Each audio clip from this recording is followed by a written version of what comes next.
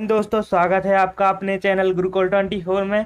हम यहाँ daily current affair के super 10 questions with static fact discuss करते हैं और इन क्वेश्चंस की पीडीएफ फाइल आप हमारे टेलीग्राम चैनल से डाउनलोड कर सकते हैं। चलिए देख लेते हैं पिछला जैकपॉट क्वेश्चन।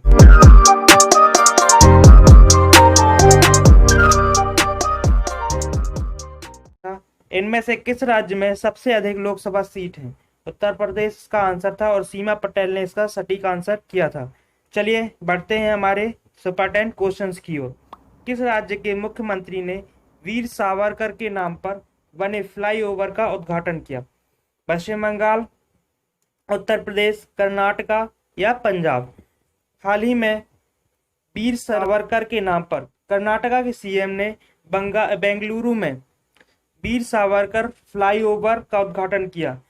शहर के मेजर संदीप उन्निकेशन रोड पर 400 मीटर लंबे फ्लाईओवर का निर्माण किया गया है। बेंगलोर के निगम निकाय बेंगलोर महानगर पालिका ने 34 करोड़ रुपए की लागत से इस फ्लाईओवर का निर्माण किया है। इस फ्लाईओवर के निर्माण की परियोजना सितंबर 2017 में शुरू हुई थी। तो आपका आंसर होगा कर्नाटका ने ट्रांजिट होम मिग्रेंट पर्सन के लिए अभी हाल ही में एक योजना चलाई थी। वहीं डोर टू डोर सर्विस के लिए यहाँ पे जन सेवक स्कीम स्टार्ट की गई थी। कर्नाटका की राजधानी है बेंगलुरु। यहाँ के सीएम है बीएस येदियुरप्पा जी, जो कि बीजेपी पार्टी से हैं, और वजीभाई बाला यहाँ के गवर्नर हैं। बाइकैमरल लेजिस्लेटिव असेंबली है, तो असेंबली सीट है यहाँ 224 और काउंसिल सीट है 75। वहीं लोकसभा सीट है 28 और राज्यसभा सीट है 12। और केगा परमाणु संयंत्र यहाँ पे एक प्रसिद्ध संयंत्र है। चलिए बढ़ते हैं हमारे नेक्स्ट क्वेश्चन की ओर। दुनिया भर में आत्महत्याओं को रोकने का दिन कब मनाया गया? 2 सितंबर, 8 सितंबर, 10 सितंबर या 11 सितंबर? तो हाल ही में वर्ल्ड सुसाइड प्रिवेंशन डे अभी हाल ही में 10 सितंबर को मनाया गया। International association for suicide prevention के द्वारा हर साल 10 सितंबर को वर्ल्ड सुसाइड प्रिवेंशन डे यानी दुनिया भर में आत्महत्या को रोकने का दिन मनाया जाता है। इसका विषय था working together to prevent suicide. World suicide prevention day के बारे में जान लेते हैं। तो AIASP विश्व स्वास्थ्य संगठन और world federation for mental health के साथ मिलकर 2003 से लगातार दुनिया भर में विश्व आत्महत्या रोकथाम दिवस के विभिन्न कार्यक्रमों का आयोजन करता है। IASP international association for suicide prevention की स्थापना 1960 में की गई थी। इसमें लगभग 77 देशों ने भाग लिया था।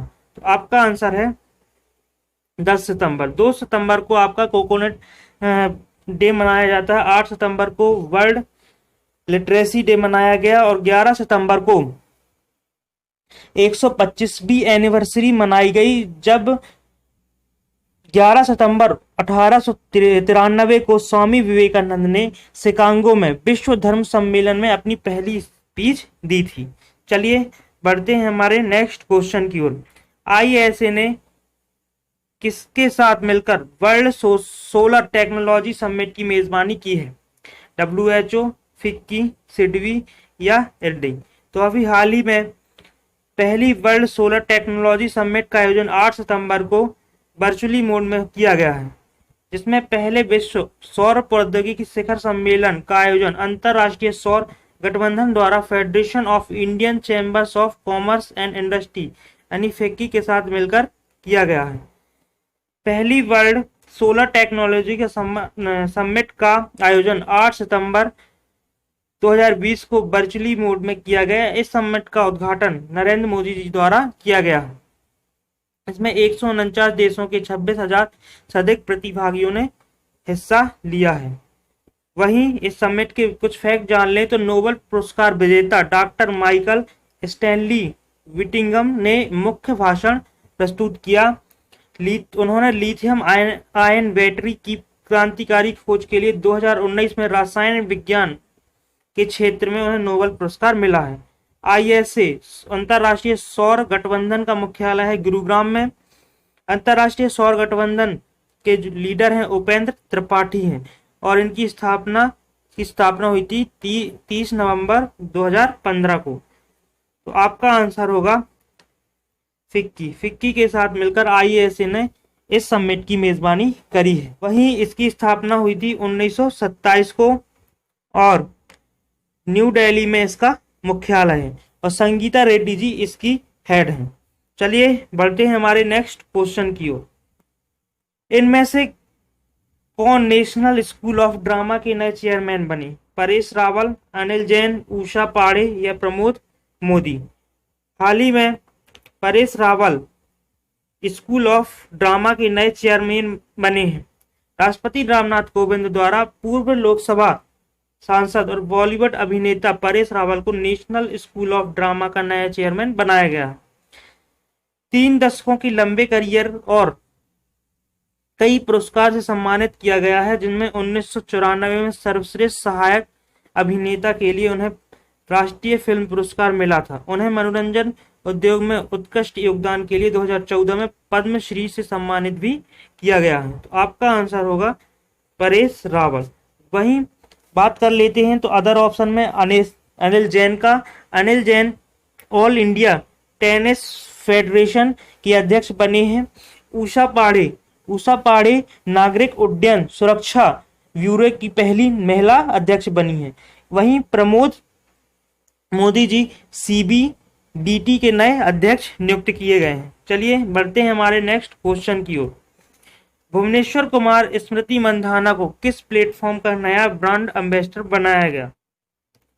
ई बाइक गो, PlayerzPot, BharatPe, Adidas? अभी हाल ही में भुवनेश्वर कुमार और स्मृति मंधाना को प्लेयर्स बोट का नया ब्रांड एम्बेसडर बनाया गया। फैंटेसी स्पोर्ट्स गेमिंग प्लेटफॉर्मों प्लेयर पोर्ट ने क्रिकेटर भुवनेश्वर कुमार और स्मृति मंधाना को अपना नया ब्रांड एम्बेसडर साइन किया है। प्लेयर्स पोर्ट एक फतामी स्पोर्ट्स गेमिंग ऐप है जो अपने यूजर्स को फैंटेसी क्रिकेट खेलने में सक्षम बनाता है। साझेदारी के साथ ब्रांड के आगामी अभियानों में क्रिकेटरों को देखा जा सकता है। विभिन्न गतिविधियों के माध्यम से प्लेयर्स पोर्ट का प्रचार करेगा। तो आपका आंसर होगा प्लेयर्स पोर्ट। ई बाइक गो का अभी हाल ही में हरभजन सिंह को ब्रांड एम्बेसडर बनाया गया है। वहीं भारत पे का ब्रांड एम्बेसडर सुरेश रैना को नियुक्त किया गया है। वहीं एडिडास का ब्रांड एम्बेसडर हेमा दास को बनाया गया है। चलिए बढ़ते हैं हमारे नेक्स्ट क्वेश्चन की ओर। पीएम मोदी ने प्रधानमंत्री मत्स्य संपदा योजना का शुभारंभ के साथ किस एप्लीकेशन को लॉन्च किया? ई गोपाल, आरोग्य सेतु, ई ज्ञान या संजीवनी? तो अभी हाल ही में पीएम मोदी ने मत्स्य संपदा योजना का शुभारंभ किया है, जिसके साथ गोपाल ऐप, ई गोपाल ऐप का भी शुभारंभ किया है। प्रधानमंत्री नरेंद्र मोदी ने देश के मछुआरों को प्रधानमंत्री मत्स्य संपदा योजना यानी PMMSY प्रधानमंत्री मत्स्य संपदा योजना का शुभारंभ किया है। इस मौके पर उन्होंने मछली पालन और पशुपालन सेक्टर की कई योजनाओं का भी शुभारंभ किया है। इसके साथ ही ई गोपाल ऐप को भी लॉन्च किया है। यह लॉन्च वीडियो कॉन्फ्रेंसिंग के माध्यम से उन्होंने किया है। इस लॉन्च के समय बिहार के मुख्यमंत्री नीतीश कुमार भी शामिल थे। अवसर पर प्रधानमंत्री ने करीबन 1700 करोड़ रुपए की लागत की अनेक और नई परियोजनाओं का भी उद्घाटन किया है। तो आपका आंसर होगा ई गोपाल ऐप। वहीं आरोग्य सेतु कोविड-19 को ट्रैक करने के लिए भारत सरकार ने अभी हाल ही में लॉन्च किया था। और ई ज्ञान ऐप यह शिक्षणों और संस्थानों के लिए विद्यार्थियों के लिए दमन एवं दीप ने और दादर एंड नगर हवेली ने मिलकर एक ऐप लॉन्च किया था। वहीं संजीवनी ऐप यह बिहार सरकार ने लॉन्च किया था कोरोना से संबंधित जानकारी प्राप्त करवाने के लिए। चलिए बढ़ते हैं हमारे नेक्स्ट क्वेश्चन की ओर। किस राज्य में दक्षिण भारत की पहली किसान रेल चलाया गया? आंध्र प्रदेश, तेलंगाना, केरल, तमिलनाडु? अभी हाल ही में आंध्र प्रदेश के सीएम ने दक्षिण भारत की पहली किसान रेल को हरी झंडी दिखाई है। जिसमें देश की दूसरी और दक्षिण भारत की पहली किसान रेल आंध्र प्रदेश के अनंतपुर से दिल्ली के आदर्श नगर रेलवे स्टेशन के लिए रवाना की गई है। आंध्र प्रदेश के मुख्यमंत्री बीएस जगनमोहन रेड्डी ने इसको हरी झंडी दिखाई और इनके साथ ही नरेंद्र सिंह तोमर जी, जो कि केंद्रीय कृषि मंत्री, भी शामिल थे। इसमें 14 पार्सल वैन से भरी और 40 घंटे में 2150 किलोमीटर की दूरी तय करेगी। 7 अगस्त को ही पहली किसान रेल को महाराष्ट्र की देवावली और बिहार के दानापुर के बीच में एक साप्ताहिक सेवा के रूप में स्टार्ट किया गया था। तो आपका आंसर होगा आंध्र प्रदेश। चलिए बढ़ते हैं हमारे नेक्स्ट क्वेश्चन की ओर। इनमें से कौन सा बैंक जैविक कपास उत्पादकों के लिए नई ऋण योजना शुरू करेगा? एसबीआई, बीओबी, ओबीसी बैंक या इनमें से कोई नहीं? तो भारतीय स्टेट बैंक जैविक कपास उत्पादकों के लिए सफल नामक एक नया ऋण उत्पाद शुरू करने की योजना बना रहा है, जिसमें safe and fast agriculture loan यानी सफल मुख्य रूप से जैविक कपास उगाने वालों पर केंद्रित होगी, जिन्होंने पहले कभी भी ऋण नहीं लिया है। एसबीआई का इस उद्देश्य की पूर्ति के लिए आर्टिफिशियल इंटेलिजेंस और मशीन लर्निंग का इस्तेमाल करेगा। एसबीआई के नए अध्यक्ष हैं रजनीश कुमार और मुख्यालय है मुंबई, महाराष्ट्र में। वहीं बैंक ऑफ बड़ौदा को हाल ही में जारी इजी बैंकिंग सुधार सूचकांक 2.0 में पहले स्थान प्राप्त हुआ है। वहीं दूसरा स्थान भारतीय स्टेट बैंक को और तीसरा ओरिएंटल बैंक ऑफ कॉमर्स को प्राप्त हुआ। भारतीय बैंकिंग संघ इंडियन बैंकिंग एसोसिएशन द्वारा ease enhanced access and service excellence सुधार सूचकांक तैयार किया गया है। इंडियन बैंकिंग एसोसिएशन के सीईओ हैं सुनील मेहता, मुख्यालय है मुंबई, महाराष्ट्र में और स्थापना हुई थी 26 सितंबर 1946 को। तो आपका आंसर होगा एसबीआई। एसबीआई ने नई ऋण योजना शुरुआत की है जिसका नाम है सफल। चलिए बढ़ते हैं हमारे नेक्स्ट क्वेश्चन की ओर। अटल इनोवेशन मिशन नीति आयोग द्वारा आत्मनिर्भर भारत के लिए किस चैलेंजेस की शुरुआत की गई है? किरण, राष्ट्रीय पोषण मिशन, अराइज या इनमें से कोई नहीं? अभी हाल ही में नीति आयोग ने आत्मनिर्भर भारत अराइज अटल न्यू इंडियन चैलेंज की पहल की है। अटल innovation mission AIM NITI Aayog द्वारा आत्मनिर्भर भारत अराइज अटल न्यू इंडिया चैलेंजेस की शुरुआत की गई है। यह कार्यक्रम भारतीय MSME और स्टार्टअप्स में अनुसंधान और नवाचार को लागू करने को बढ़ावा देगा।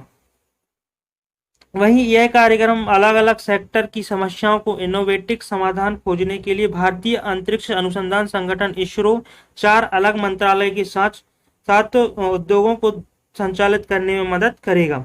आपका आंसर होगा अराइज। अराइज चैलेंजेस की शुरुआत अभी हाल ही में आत्मनिर्भर भारत के तहत नीति आयोग द्वारा स्टार्ट किया गया है। चलिए बढ़ते हैं हमारे नेक्स्ट क्वेश्चन की ओर। भारत ने किस देश के साथ आपूर्ति और सेवाओं के पारस्परिक प्रावधान के लिए समझौता किया है? नेपाल, जापान, अमेरिका या चीन? भी हाल ही में भारत और जापान ने सशस्त्र बलों और जापान की आत्मरक्षा बलों के बीच आपूर्ति सेवाओं और पारस्परिक प्रावधानों से संबंधित एक समझौता किया है। यह समझौता द्विपक्षीय प्रशिक्षणों, गतिविधियों, संयुक्त राष्ट्र शांति अभियानों और मानवतावादी अंतर्राष्ट्रीय राहत और पारस्परिक रूप से सहमत अन्य गतिविधियों के लिए किया गया है। यह भारत और जापान के सशस्त्र बलों के बीच किया गया है। तो आपका आंसर होगा जापान। जापान और भारत के बीच आपूर्ति और सेवाओं को पारस्परिक प्रावधान के लिए इस समझौते को किया गया है। जापान की राजधानी है टोक्यो और मुद्रा है एन। चलिए देख लेते हैं आज का jackpot question. The Indian Mahatma Gandhi, VD Savarkar, Subhash Chandra Bose, Rajiv Gandhi. इसके लिए आप आंसर करिए और ज्यादा से ज्यादा लिखने की कोशिश करिए। हम आने वाली वीडियोस में आपका नाम घोषित करेंगे। गाइस कैसे लगे आपको यह क्वेश्चन कमेंट करके बताएं। वीडियोस को लाइक करें, शेयर करें और चैनल को सब्सक्राइब करें। धन्यवाद।